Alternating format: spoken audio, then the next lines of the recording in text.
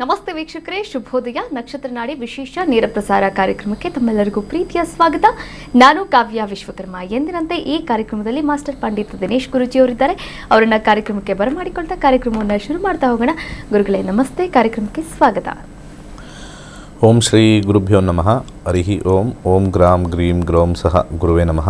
ಓಂ ನಮೋ ಭಗವತೆ ವಾಸುದೇವಾಯ. ಓಂ ನಮೋ ನಾರಾಯಣಾಯ. ನಮಸ್ಕಾರ ವೀಕ್ಷಕರೇ, ಕಾರ್ಯಕ್ರಮಕ್ಕೆ ಗುರುಗಳನ್ನ ಬರಮಾಡಿಕೊಂಡಿದ್ದಾಯ್ತು. ಇದೀಗ ನಿಮ್ಮ ಕೆಲಸ ಕರೆ ಮಾಡಿ ಮಾತನಾಡಿ ಅಂತ ಹೇಳ್ತಾ ಇವತ್ತಿನ ಶುಭ ಸಂಚಿಕೆಯಲ್ಲಿ ಗುರು ಗೋಚರ ಫಲದಿಂದ ಕಟ್ಟ ಕಡಿಯ ರಾಶಿಯಾದಂತಹ ಮೀನರಾಶಿ, ಮೀನ ಲಗ್ನದವರಿಗೆ ಯಾವೆಲ್ಲ ಶುಭ ಫಲಗಳು ದೊರೆಯಲಿದೆ, ಯಾವೆಲ್ಲ ಪರಿಣಾಮಗಳು ಬೀರುತ್ತೆ, ಹಾಗೆ ಆ ಪರಿಣಾಮಕ್ಕೆ ತಕ್ಕಂತೆ ಪರಿಹಾರ ಭಾಗವಾಗಿ ನಾವೇನ್ ಮಾಡ್ಕೋಬಹುದು, ಈ ಕುರಿತಂತೆ ಗುರುಜಿಯವರು ಮಾಹಿತಿಯನ್ನ ನೀಡ್ತಾ ಹೋಗ್ತಾರೆ. ಗುರುಗಳೇ, ಲಗ್ನಾಧಿಪತಿ ಅಥವಾ ರಾಶ್ಯಾಧಿಪತಿ ಆಗಿರ್ತಕ್ಕಂಥ ಗುರು 4ನೇ ಮನೆಯಿಂದ 5ನೇ ಮನೆಗೆ ಪ್ರವೇಶ. ಕರ್ಕಾಟಕ ರಾಶಿ. ಅನೇಕ ವಿಚಾರಗಳನ್ನು ನಾವು 5ನೇ ಮನೆಯಿಂದ ಹೇಳ್ತೀವಿ. ವಿದ್ಯಾರ್ಥಿಗಳಿಗೆ ಜ್ಞಾನದ ಮನೆಯಿಂದ ಬುದ್ಧಿವಂತಿಕೆಯ ಮನೆ. ಇಲ್ಲಿ ಓದೋದು ಕಮ್ಮಿ ಆಗುತ್ತೆ ಅಂತ ಹೇಳುತ್ತೆ. ಆದರೆ ಜನ ಹೇಳ್ತಾರೆ ಕರ್ಕಾಟಕ ರಾಶಿ ಉಚ್ಚಸ್ಥಾನ ಹೇಗೆ ಗುರು ಅಲ್ಲಿ ಹೋದಾಗ ಕಮ್ಮಿ ಆಗುತ್ತೆ ಅಂತಂದರೆ, ಮೇಷಲಗ್ನದವರಿಗೆ ಅದು 4ನೇ ಮನೆ ಆದಾಗ ಉಚ್ಚಸ್ಥಾನ ಆಗುತ್ತೆ. ವೃಷಭ ಲಗ್ನದವರಿಗೆ 3ನೇ ಮನೆ ಆದಾಗ ಉಚ್ಚಸ್ಥಾನ ಆಗುತ್ತೆ. ಪ್ರತಿಯೊಂದು ಲಗ್ನಕ್ಕೂ ಗುರು ಕೂತ್ಕೊಂಡಾಗ ಉಚ್ಚಸ್ಥಾನವೇ. ಆದರೆ ಆ ಲಗ್ನದಿಂದ ಎಷ್ಟನೇ ಮನೆಯಲ್ಲಿ ಉಚ್ಚನಾಗಿದ್ದಾನೆ ಅನ್ನೋದು ಜ್ಯೋತಿಷ್ಯ.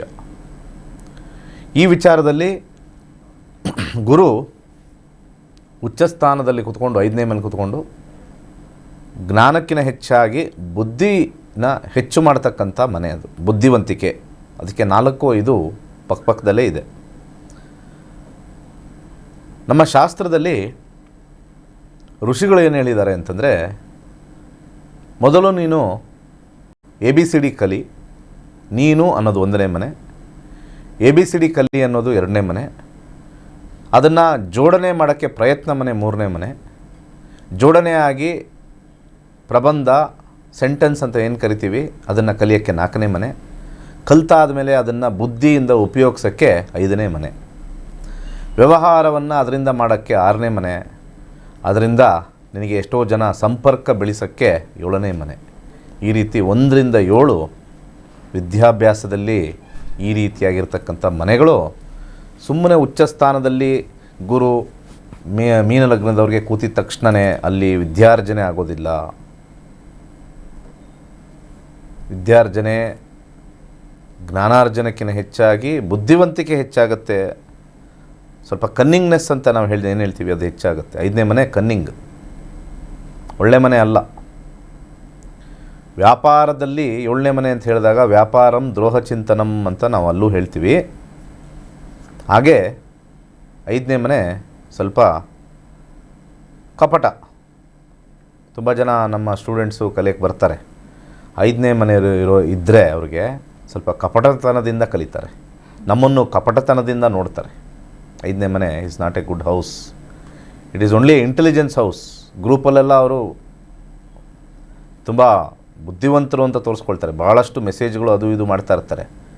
ಆದರೆ ಗುರುಭಕ್ತಿ ಅವ್ರಿಗಿರಲ್ಲ. 5ನೇ ಮನೆಯವ್ರಿಗೆ ಗುರುಭಕ್ತಿ ಕಮ್ಮಿ. ಗುರುಭಕ್ತಿ 5ನೇ ಮನೇಲಿ ಬರೋದೇ ಇಲ್ಲ. ಅದಕ್ಕೆ ಭಗವಂತ ಹೇಳ್ತಾ ಇದ್ದಾನೆ, 5ನೇ ಮನೆ ಬಂದಾಗ ನೀನು ಮಂತ್ರ ಪಠನೆ ಮಾಡು ಜಾಸ್ತಿ. 5ನೇ ಮನೆಗೆ ಯಾಕೆ ಮಂತ್ರ ಪಠನೆ ಕೊಡಬೇಕಾಯಿತು? 5ನೇ ಮನೆ ಚೆನ್ನಾಗಿದ್ದರೆ. 5ನೇ ಮನೆ ಕೆಲವು ನೆಗೆಟಿವ್ ಕಾಂಬಿನೇಷನ್ಸು ಇರ್ತವೆ. 5ನೇ ಮನೆ ಸೋಂಬೇರಿತನದ ಕಾಂಬಿನೇಷನ್. 5ನೇ ಮನೆ ಸೋಂಬೇರಿತನ ಹೆಚ್ಚಾಗ್ತಕ್ಕಂಥದ್ದು 5ನೇ ಮನೆ. ಸೊ ಆ ಕಾರಣದಿಂದ 5ನೇ ಮನೆ ಅಷ್ಟು ಒಳ್ಳೆ ಮನೆ ಅಲ್ಲ. ಅದು ಕ್ರಿಯಾಶೀಲತೆ ನೋಡಿ. ಫಿಲಮ್ ಆ್ಯಕ್ಟರ್ಸ್ಗೆಲ್ಲ 5ನೇ ಮನೆ ಅಂತ ಹೇಳ್ತೀವಿ. ಈ ದೊಡ್ಡ ದೊಡ್ಡ ಫಿಲಮ್ ಆ್ಯಕ್ಟರ್ಸ್ ಎಲ್ಲ ನೋಡ್ಬೋದು.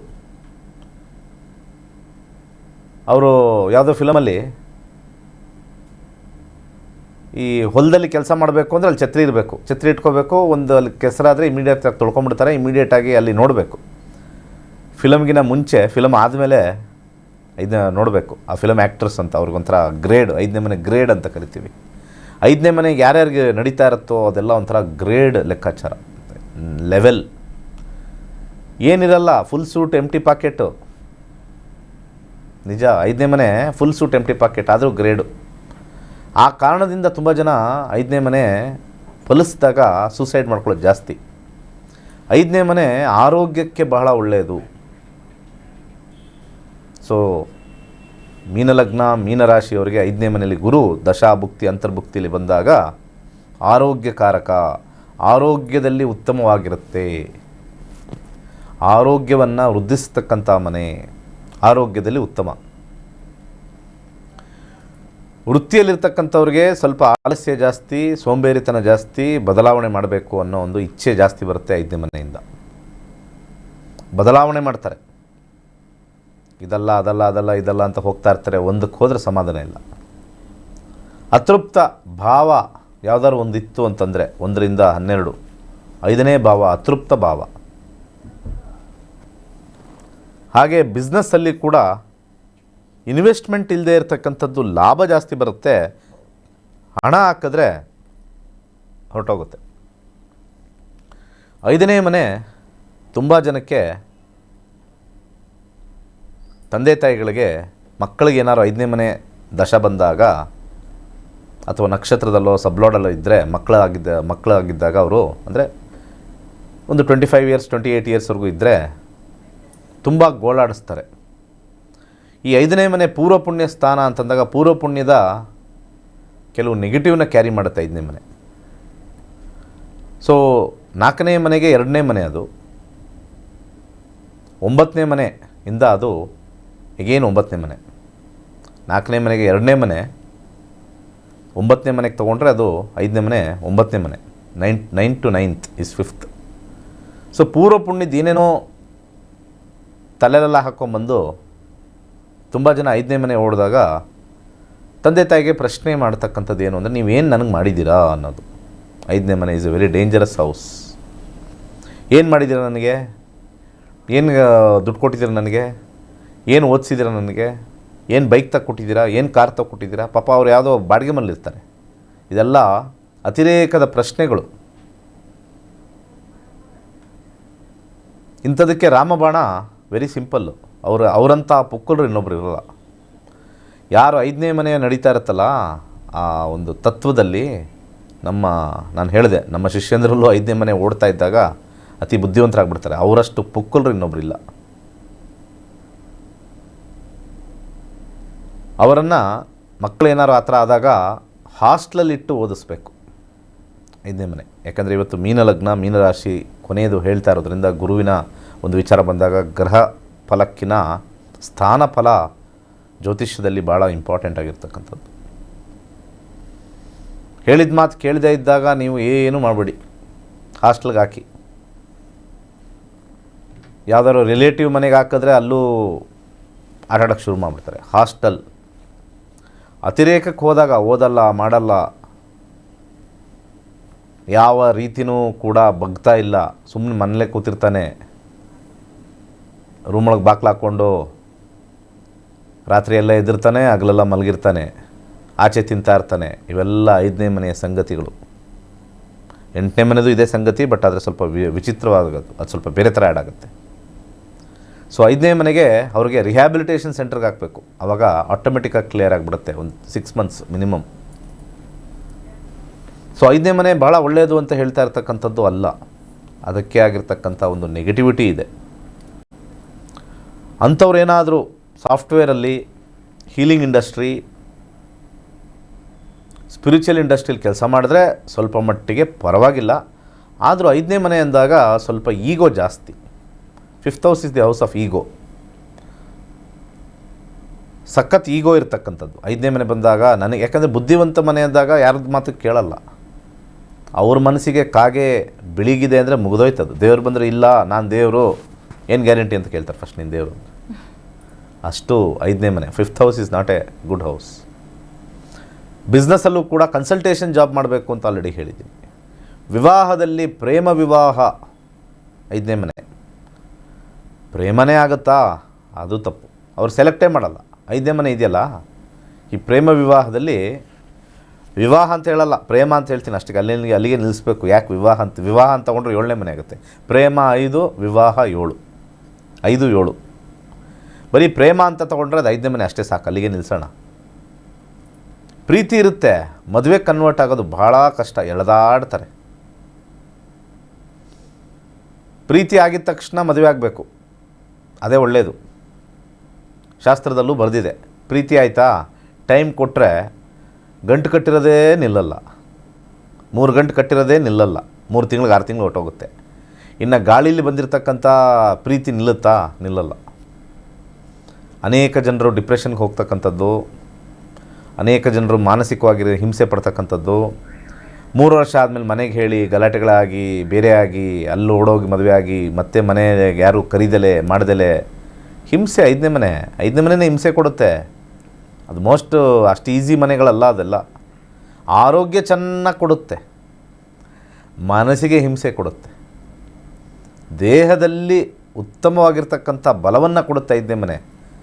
ಮನಸ್ಸಿಗೆ ಆಗ್ತಕ್ಕಂಥ ಆಘಾತ ಮೇಲ್ಗಡೆ ನೋಡೋಕ್ಕೆ ಫಿಲಮ್ ಆ್ಯಕ್ಟ್ರಸ್ಸು ಸಿಕ್ಕಾಪಟ್ಟೆ ಹ್ಯಾಂಡ್ಸಮ್ ಆಗಿರ್ತಾರೆ, ಭಾಳ ಬ್ಯೂಟಿಫುಲ್ ಆಗಿರ್ತಾರೆ. 5ನೇ ಮನೆ ಏನಾದ್ರು ಸ್ವಲ್ಪ ಸರಿಗಿಲ್ಲ, ಕೂತಿಲ್ಲ ಅಂತಂದರೆ ಮನಸ್ಸಲ್ಲಿ ಹೋಗಿರುತ್ತೆ. ಮನಸ್ಸು ಸರಿ ಇಲ್ಲ, ಸುಮ್ಮನೆ ಸ್ಮೈಲ್, ಹೃದಯದಲ್ಲಿ ಸ್ಮೈಲ್ ಇರೋಲ್ಲ ಅವ್ರದ್ದು, ಬಾಯಲ್ಲಿ ಮಾತ್ರ ಸ್ಮೈಲ್. ಹಲ್ಲು ತೋರಿಸ್ತಾರೆ, ಚೆನ್ನಾಗಿ ಕಟ್ಸಿರ್ತಾರೆ ಹಲ್ಲನ್ನ ನೀಟಾಗಿ. ಎಲ್ಲ ಆ್ಯಕ್ಟ್ರಸ್ಸು ಹಲ್ಲು ತೋರಿಸ್ತಾರೆ, ಮನಸ್ಸಲ್ಲಿರೋಲ್ಲ. ಮನಸ್ಸು ಚೆನ್ನಾಗಿರಬೇಕು ಅಂದರೆ ಬೇರೆ ಕಾಂಬಿನೇಷನ್ಸ್ ಎಲ್ಲ ಬರಬೇಕು.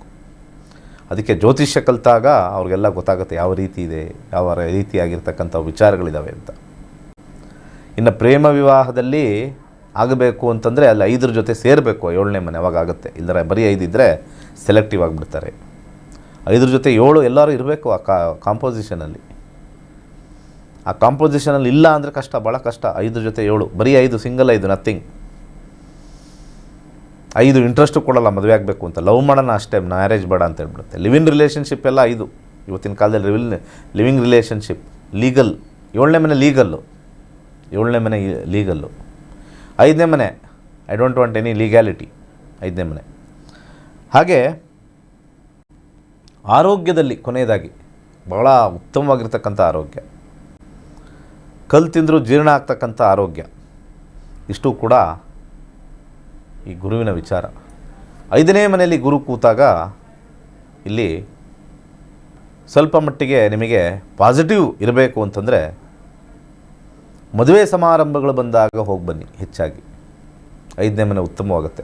ಹೆಚ್ಚು ಜನರ ಸಂಪರ್ಕ ಮಾಡಿ, ಐಸೋಲೇಷನ್ ಬೇಡ. 5th house is the house of isolation. Actually isolation ಮಾಡಿಬಿಡುತ್ತೆ 5ನೇ ಮನೆ. ಒಬ್ಬನೇ ಕಂಪ್ಯೂಟರ್ ಮುಂದೆ ನಿಮ್ಮ ಮಗ ಅಥವಾ ಮಗಳು ಕುಟ್ತಾ ಇದ್ದರೆ ಅದು 5ನೇ ಮನೆ. ಅದು ಐಸೋಲೇಷನ್. ಒಂದೇ ಹಿಂಗೆ ವರ್ಲ್ಡ್ನ ನೋಡ್ತಾ ಇರ್ತಾರೆ, ಬಟ್ ಒಬ್ಬರೇ ಕೂತಿರ್ತಾರೆ, ಅಕ್ಕಪಕ್ಕ ಯಾವುದಿಲ್ಲ, ಯಾವ ದೆವ್ವನೂ ಕೂತ್ಕೊಳ್ಳೋಕೆ ಬಿಡಲ್ಲ ಅವರು. ಸೊ ಹೆಚ್ಚು ಜನರ ಸಂಪರ್ಕವನ್ನು ಮಾಡಬೇಕು. ಹಾಗೆ ಮದುವೆಗಳಿಗೆ ಹೋಗಬೇಕು ಅವರು. ಹಾಗೆ ಮನೆಯಲ್ಲಿ ಹೆಚ್ಚಾಗಿ ಪುಸ್ತಕವನ್ನು ಓದಬೇಕು. ಯಾಕಂದರೆ 5ನೇ ಮನೆ ಬುದ್ಧಿವಂತಿಕೆ ಆದರೂ ಕೂಡ ಜ್ಞಾನವನ್ನು ಸಂಪಾದನೆ ಮಾಡಬೇಕು ಅಂದರೆ ಮನೆಯಲ್ಲಿ ರಾತ್ರಿ ಹೊತ್ತು ಅಟ್ಲೀಸ್ಟ್ ಯಾವ್ದಾದ್ರು ನಿಮ್ಗೆ ಇಷ್ಟ ಆಗಿರ್ತಕ್ಕಂಥ ಪುಸ್ತಕ 1 ಪೇಜ್ 2 ಪೇಜ್ ಓದಿ ಮಲ್ಕೊಂಡ್ರೆ 5ನೇ ಮನೆ ಪಾಸಿಟಿವ್ ಆಗುತ್ತೆ. ಇಷ್ಟು ನಮ್ಮ 12 ಲಗ್ನಗಳ ಈ ಗುರು ಸಂಚಾರದ ಗೋಚಾರ ಫಲ ಅಂತ ಹೇಳ್ತಾ ಇದ್ದೀನಿ. ಆ ಗುರು ಸರ್ವರಿಗೂ ಮಂಗಳನವನ್ನು ಉಂಟು ಮಾಡಲಿ, ಗುರು ನಿಮಗೆ ಜ್ಞಾನವನ್ನು ಕೊಡಲಿ, ನಿಮ್ಮ ಕಷ್ಟಗಳ ದೂರ ಮಾಡಲಿ. ಪ್ರತಿ ವರ್ಷ ಒಂದು ರಾಶಿಯಿಂದ ಇನ್ನೊಂದು ರಾಶಿಗೆ ಹೋದಾಗ ಪ್ರತಿ 12 ಲಗ್ನಕ್ಕೂ ವಿಧವಿಧವಾಗಿರ್ತಕ್ಕಂಥ ಶುಭ ಅಶುಭ ಫಲವನ್ನು ಕೊಡ್ತಾ ಇರ್ತಕ್ಕಂಥದ್ದು. ಆದರೆ ಮೂಲದಲ್ಲಿ ನಿಮ್ಮ ದಶಾಭುಕ್ತಿ ಅಂತರ್ಭುಕ್ತಿಯಲ್ಲಿ ಆ ಗುರು ಬಂದಿದ್ದಾಗ ಈ ಒಂದು ಗೋಚಾರ ಫಲ ಒಂದು ಮೀನಿಂಗ್ ಇರುತ್ತೆ. ಇಲ್ಲ ಅಂದರೆ ಎಲ್ಲರಿಗೂ ಕೂಡ ಗುರು ಪ್ರವೇಶ ಆಗಿದ ತಕ್ಷಣ ಊರಲ್ಲಿರೋರಿಗೆಲ್ಲನೂ ಕೂಡ ಬದಲಾಗಬೇಕು ಅಂತಂದರೆ ಅದು ಎಲ್ಲೋ ಒಂದು ಕಡೆ ಸರಿಯಾಗಿರ್ತಕ್ಕಂಥ ಮಾಹಿತಿ ಅಲ್ಲ. ಇಷ್ಟು ವಿಚಾರ. ಎಸ್ ವೀಕ್ಷಕರೇ, ಗುರು ಗೋಚರ ಫಲದಿಂದ ಮೀನರಾಶಿ ಮೀನಲಗ್ನಕ್ಕೆ ಯಾವೆಲ್ಲ ಪರಿಣಾಮಗಳು ಬೀರುತ್ತೆ, ಅದಕ್ಕೆ ಪರಿಹಾರ ಮಾರ್ಗವಾಗಿ ನಾವೇನು ಮಾಡ್ಕೋಬೇಕು ಅನ್ನೋದನ್ನು ಗುರೂಜಿಯವರು ತಿಳಿಸ್ಕೊಟ್ರು. ನೀವು ಕೂಡ ಕರೆ ಮಾಡಬಹುದಾಗಿದೆ ಕಾರ್ಯಕ್ರಮಕ್ಕೆ, ಹಾಗೆ ನೇರವಾಗಿ ಗುರೂಜಿಯವರೊಟ್ಟಿಗೆ ಮಾತನಾಡಬಹುದಾಗಿದೆ. ಜೂನ್ 8ನೇ ತಾರೀಕಿನಿಂದ 113ನೇ ಬ್ಯಾಚ್ ಆರಂಭವಾಗ್ತಾ ಇದೆ. ಜ್ಯೋತಿಷ್ಯ ಆನ್ಲೈನ್ ಕ್ಲಾಸಸ್ ನೀವು ಮನೆಯಿಂದಲೇ ಕುಳಿತುಕೊಂಡು ಕೇವಲ 7,999 ರೂಪಾಯಿಯಲ್ಲಿ 15 ದಿನಗಳಲ್ಲಿ ಜ್ಯೋತಿಷವನ್ನು ಕಲಿಬಹುದಾಗಿದೆ. ಮೊದಲ ಕರೆ ಸಿದ್ಧವಾಗಿದೆ, ಮಾತನಾಡ್ತಾ ಹೋಗೋಣ. ನಮಸ್ತೆ, ಎಲ್ಲಿಂದ ಕಾಲ್ ಮಾಡ್ತಾ ಇದ್ರ, ತಮ್ಮ ಹೆಸರು? ಮೇಡಮ್, ಬೆಂಗಳೂರಿಂದ ಕಾಲ್ ಮಾಡ್ತೇನೆ. ಬೃಂದಾ ಅಂತ ಹೆಸರು. ಯಾವ ಬಗ್ಗೆ ಕೇಳಬೇಕಾಗಿತ್ತು? ಮೇಡಮ್, ನನ್ನ ಮಗಳ ಬಗ್ಗೆ. ಓಕೆ, ಯಾವ ವಿಚಾರವಾಗಿ? ಮೇಡಮ್, ಆಕೆ ಇನ್ನೂ ಮಾತಾಡ್ತಾ ಇಲ್ಲ, ಮತ್ತೆ ಅವ್ರ ತಂದೆಯವರು ಆಕೆ ನೋಡಿದ್ರೆ ಇಷ್ಟ ಪಡಲ್ಲ, ಮತ್ತೆ ಮನೆ ಮಾಡ್ತೀನಿ ಅಂತಾರೆ, ಮಾಡ್ತಾ ಇಲ್ಲ. ಒಂದು ಪ್ರಶ್ನೆ ಕೇಳು. ಪ್ರಶ್ನಾಶಾಸ್ತ್ರಕ್ಕೆ ಹೋಗ್ಬೋದಮ್ಮ? ಒಂದು ಪ್ರಶ್ನೆ ಕೇಳು. 1ರಿಂದ 249 ಒಳಗೆ ಒಂದು ಸಂಖ್ಯೆನ ಹೇಳಿ. ಡೇಟ್ ಆಫ್ ಬರ್ತ್ ಹೇಳಿ. Date of birth. ಒಂದು ಪ್ರಶ್ನೆಗೆ ಆನ್ಸರ್ ಮಾಡ್ತೀನಮ್ಮ. ನೀನು ಊರಲ್ಲಿರೋದೆಲ್ಲ ಕ್ವಶನ್ ಕೇಳಿದ್ರೆ ನಿಮ್ಗೆ ಅಷ್ಟೊಂದು ಇದ್ರೆ ಕನ್ಸಲ್ಟೇಷನ್ ತಗೊಳ್ಳಿ. 10-4. ಸ್ವಲ್ಪ ನಿಮ್ಮ ಮಗುನ ಸ್ವಲ್ಪ ಇದು ಮಾಡ್ಕೊಳ್ಳಿ. ಒಂದು ಪ್ರಶ್ನೆ ಕ್ಲೀನಾಗಿ ಕೇಳಿ. ಜನಗಳಿಗೆ ಏನು ಗೊತ್ತಾ, ಯಾವ ಜ್ಯೋತಿಷ್ಯ ಕುತ್ಕೊಂಡ್ರು ಸಿಕ್ಕರು ಫ್ರೀ ಅಂದರೆ ಫಿನೈಲ್ ಕುಡಿತೀರಿ ನೀವೆಲ್ಲ. ಡೇಟ್ ಆಫ್ ಬರ್ತ್ ಹೇಳಿ. 10-4. 10 1 10 sir. 10. 10-4 April. Okay. 2024. Time 10:25 AM. 10:25. ಹಾಂ. ಪ್ಲೇಸ್ ಹುಟ್ಟಿದೂರು? ಬೆಂಗಳೂರು ಸರ್. ಸದ್ಯಕ್ಕೆ ಇವಾಗ 2 ವರ್ಷ ಆಗಿದೆ, ಕರೆಕ್ಟಾ? ಹೌದು ಸರ್. ದ್ವಿತೀಯ ಭಾವವನ್ನು ನೋಡ್ತೀವಿ. 2ನೇ ಭಾವ 11ರಲ್ಲಿದೆ. ದಶ ನೋಡ್ತೀವಿ. ಶುಕ್ರ ದಶ ನಡೀತಾ ಇದೆ. ಶುಕ್ರ ದಶದಲ್ಲಿ 2026 ಜುಲೈವರೆಗೂ ಮಂಗಳ. ಶುಕ್ರನ ಕಾಂಬಿನೇಷನಲ್ಲಿ 9-9 ಸ್ಲೋ ಆಗಿ ಬರುತ್ತೆ. ಯಾಕೆ ಟೆನ್ಷನ್ ಮಾಡ್ಕೊತೀರಾ? ಆರಾಮಾಗಿ ಬರುತ್ತೆ. ಯಾವುದೇ ಒಂದು ಸಮಸ್ಯೆ ತೋರಿಸ್ತಾ ಇಲ್ಲ. ಇಲ್ಲಿ ಮಂಗಳ 9-11 ಕಾಂಬಿನೇಷನ್ ಇದೆ. ಈ ಜಾಕಾಯಿ ಅಂತ ಬರ್ತದೆ, ಅದನ್ನು ಚೆನ್ನಾಗಿ ತೇಯ್ದು ನೆಲಗೆಗಚ್ಚಿ ಓಂ ಐಂ ನಮಃ ಅಂತ ಮಗು ಹತ್ರ ಹೇಳಿಸ್ತಾ ಇರಿ. ಅಂದರೆ ಹೇಳಕ್ಕೆ ಹೇಳಿ, ಓಂ ಐಂ ನಮಃ ಅಂತ. ಖಂಡಿತ ಸ್ವಲ್ಪ ಸ್ಲೋ ಇದ್ದರೆ 9ನೇ ಮನೆ ಸ್ವಲ್ಪ ಸ್ಲೋ, ಆರಾಮಾಗಿ ಬರುತ್ತೆ. ಸ್ವಲ್ಪ ಡಿಲೇ ಅಷ್ಟೇ. ಕರೆ ಮಾಡಿದ್ದಕ್ಕಾಗಿ ಧನ್ಯವಾದಗಳು. ಹೆಚ್ಚಿನ ಮಾಹಿತಿ ಬೇಕಾದಲ್ಲಿ ಸ್ಕ್ರೀನ್ ಮೇಲೆ ಕಾಣಿಸ್ತಾ ಇರುವಂತಹ ಗುರೂಜಿಯವರ ನಂಬರ್ಗೆ ಕರೆ ಮಾಡಬಹುದಾಗಿದೆ. ಹೆಚ್ಚಿನ ಮಾಹಿತಿಯನ್ನು ಕೂಡ ಪಡೆದುಕೊಳ್ಳಬಹುದಾಗಿದೆ. ವೀಕ್ಷಕರೇ, ಕೈಲಾಶ್ ಯಂತ್ರ ಹಾಗೂ ನಕ್ಷತ್ರ ನಾಡಿ ತರಗತಿಯ ಕುರಿತಂತೆ ಒಂದು ಸ್ಪೆಷಲ್ ವಿಡಿಯೋ ಪ್ಲೇ ಆಗುತ್ತೆ, ನೋಡ್ಕೊಂಬರೋಣ. ಕೈಲಾಶ ಯಂತ್ರ ಪ್ರಾಚೀನ ಹಾಗೂ ಅತ್ಯಂತ ಶಕ್ತಿಶಾಲಿ ದೈವಿಕ ಯಂತ್ರ. ನಿಮ್ಮ ಜೀವನದಲ್ಲಿ ಸಕಾರಾತ್ಮಕ ಬದಲಾವಣೆಯನ್ನು ತರಲು ಪ್ರಸಿದ್ಧವಾಗಿದೆ. ನೀವು ಉತ್ತಮ ಹಣಕಾಸು ಸ್ಥಿರತೆ, ವ್ಯವಹಾರದಲ್ಲಿ ಬೆಳವಣಿಗೆ, ಉತ್ತಮ ಆರೋಗ್ಯ ಮತ್ತು ಶಾಂತಿಪೂರ್ಣ ಕುಟುಂಬ ಜೀವನವನ್ನು ಹುಡುಕುತ್ತಿದ್ದೀರಾ? ಈ ಯಂತ್ರವು ನಕಾರಾತ್ಮಕ ಶಕ್ತಿಗಳನ್ನು ದೂರ ಮಾಡಿ ವಾಸ್ತು ದೋಷಗಳನ್ನು ಸರಿಪಡಿಸಿ ಸಕಾರಾತ್ಮಕತೆಯನ್ನು ಆಕರ್ಷಿಸಲು ವಿಶೇಷವಾಗಿ ರೂಪಿಸಲಾಗಿದೆ. ಶಕ್ತಿಯುತ ದೈವಿಕ ಸಂಯೋಜನೆಯಿಂದ ಈ ಯಂತ್ರವು ಸಮೃದ್ಧಿ, ಸೌಖ್ಯ ಮತ್ತು ಯಶಸ್ಸನ್ನು ನಿಮ್ಮ ಜೀವನಕ್ಕೆ ತರಲು ಸಹಾಯ ಮಾಡುತ್ತದೆ. ಈ ಪವಿತ್ರ ಕೈಲಾಶ ಯಂತ್ರವನ್ನು ನಿಮ್ಮ ಮನೆ ಅಥವಾ ಕೆಲಸದ ಸ್ಥಳದಲ್ಲಿ ಇಡಿ ಮತ್ತು ನಿಮ್ಮ ಜೀವನದಲ್ಲಿ ಆಗುವ ಅದ್ಭುತ ಬದಲಾವಣೆಯನ್ನು ಅನುಭವಿಸಿ. ಈಗಲೇ ನಕ್ಷತ್ರ ನಾಡಿಗೆ ಕರೆ ಮಾಡಿ ಮತ್ತು ನಿಮ್ಮ ಕೈಲಾಶ ಯಂತ್ರವನ್ನು ಇಂದೇ ಆರ್ಡರ್ ಮಾಡಿ.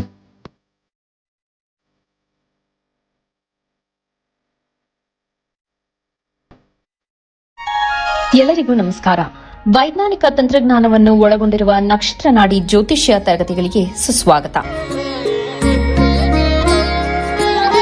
ಈ ತರಗತಿಗಳಲ್ಲಿ ಪಂಡಿತ್ ದಿನೇಶ್ ಗುರೂಜಿ ಅವರು ಕಲಿಸಿಕೊಡುವ ವಿಚಾರಗಳೆಂದರೆ ನಮ್ಮ ಬ್ರಹ್ಮಾಂಡದ ಸೃಷ್ಟಿ, ವಿಷ್ಣುವಿನ ದಶಾವತಾರಗಳಲ್ಲಿ ವೈಜ್ಞಾನಿಕ ಆಧಾರ, 4 ಯುಗಗಳು, ಉತ್ತರ ಧ್ರುವದ ಪ್ರಾಮುಖ್ಯತೆ, ನಕ್ಷತ್ರಗಳು, ರಾಶಿಗಳು, ರಾಹು ಮತ್ತು ಕೇತು ಪುರಾಣ, ರಾಶಿ ಚಕ್ರದಲ್ಲಿ 27 ನಕ್ಷತ್ರಗಳ ಸ್ಥಾನ, ರಾಶಿ ಚಕ್ರದ ಡಿಗ್ರಿ ಲೆಕ್ಕಾಚಾರ, ನಕ್ಷತ್ರದ 108 ಪಾದಗಳು, ದಶಾ ಲೆಕ್ಕಾಚಾರ, ರಾಶಿ ಚಕ್ರದ ಗುಣಲಕ್ಷಣಗಳು, ಲಗ್ನದ ಪ್ರಾಮುಖ್ಯತೆ, ಲಗ್ನ ಲೆಕ್ಕಾಚಾರ, ದಿನಗಳಲ್ಲಿ ಲಗ್ನವನ್ನು ಕಂಡುಹಿಡಿಯುವ ಸರಳ ಲೆಕ್ಕಾಚಾರ, ಲಗ್ನದಿಂದ ವಿವಿಧ ಮನೆಗಳಲ್ಲಿನ ಗ್ರಹಗಳು, ನಕ್ಷತ್ರ ನಾಡಿ ತತ್ವಗಳು, ಗ್ರಹಾಧಿಪತಿ, ನಕ್ಷತ್ರಾಧಿಪತಿ, ಉಪ ನಕ್ಷತ್ರಾಧಿಪತಿ ಲೆಕ್ಕಾಚಾರ, ಪ್ರಶ್ನಾಶಾಸ್ತ್ರದ ಮುಖೇನ 249 ವಿಭಾಗಗಳ ಲೆಕ್ಕಾಚಾರ, ವಿಶ್ಲೇಷಣೆಯಲ್ಲಿ ದಶಾ, ಭುಕ್ತಿ, ಅಂತರ್ಭುಕ್ತಿಯ ಅರ್ಥ, ಜಾತಕದಲ್ಲಿ, ಶಿಕ್ಷಣದಲ್ಲಿ ಆಯ್ದುಕೊಳ್ಳಬಹುದಾದ ಕೋರ್ಸ್, ಪಡೆಯಬಹುದಾದ ಶೇಕಡವಾರು ಯಶಸ್ಸು,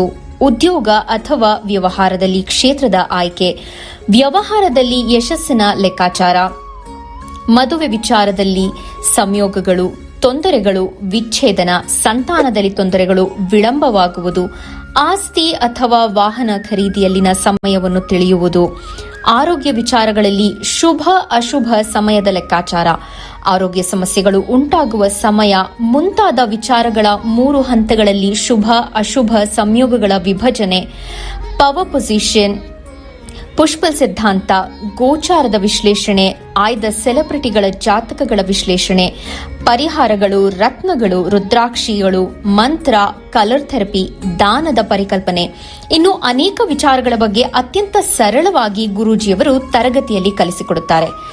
ಈ ತರಗತಿ ಜೊತೆಗೆ ಅತ್ಯಾಧುನಿಕ ತಂತ್ರಜ್ಞಾನದಿಂದ ಬಳಕೆಯಲ್ಲಿರುವ ಗೋಲ್ಡ್ ಟ್ರೀ ಆಸ್ಟ್ರೋ ಆಪ್ ಮೂಲಕ ಜಾತಕವನ್ನು ಪರಿಶೀಲಿಸುವ ಸುಲಭವಾದ ತಂತ್ರಗಳನ್ನು ಗುರೂಜಿಯವರು ತಿಳಿಸಿಕೊಡುತ್ತಾರೆ.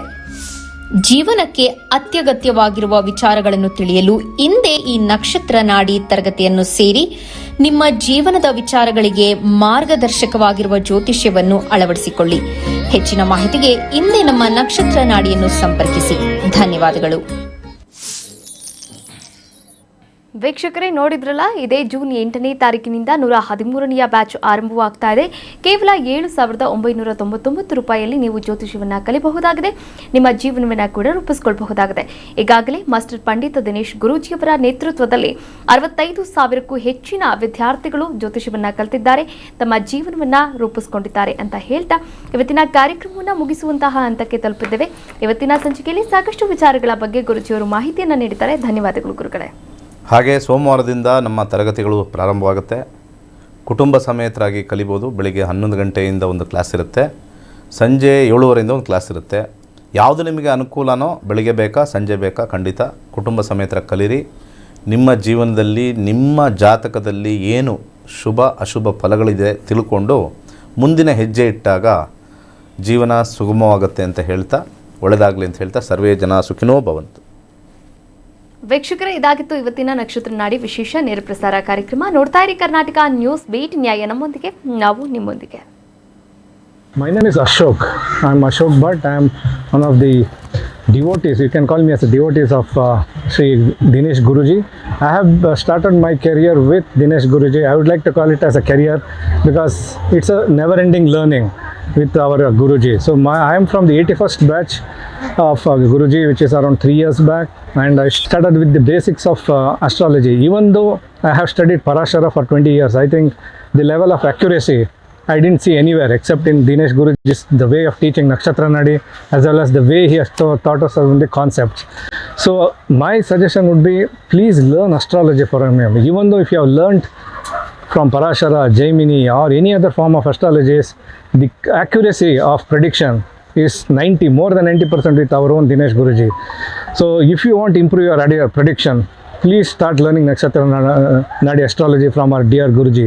I have been with him for now 4 years. I have participated in his higher classes. I have also participated in the Vastu Shastra, which has been really explained beautifully by our Guruji. I have also participated in the Reiki classes, the crystal classes, as well as I have completed the doctorate from our Guruji.